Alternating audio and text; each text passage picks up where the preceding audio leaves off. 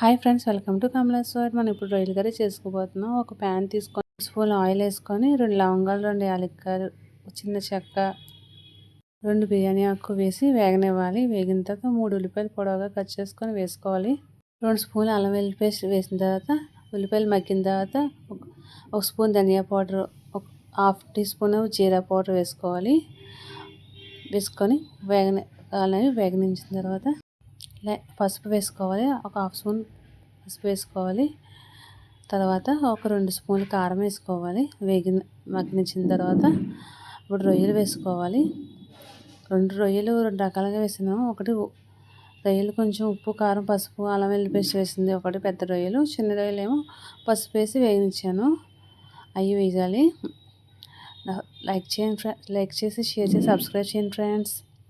కొత్తగా పెట్టిన channel encourage చేయండి. రొయ్యల కర్రీ నేను బిర్యానీ కోసం ప్రిపేర్ చేస్తున్నాను. రొయ్యల బిర్యానీ కోసం మీరు సబ్స్క్రైబ్ చేసుకుంటే నోటిఫికేషన్ వస్తుంది ఫ్రెండ్స్. రొయ్యల బిర్యానీ వాటర్ ఒక గ్లాస్ వేసుకోవాలి. వేసిన తర్వాత అది మగ్గిన తర్వాత మనం కొత్తిమీర వేసుకోవాలి. ఇంత టేస్టీగా ఉండే రొయ్యల కర్రీ రెడీ ఫ్రెండ్స్.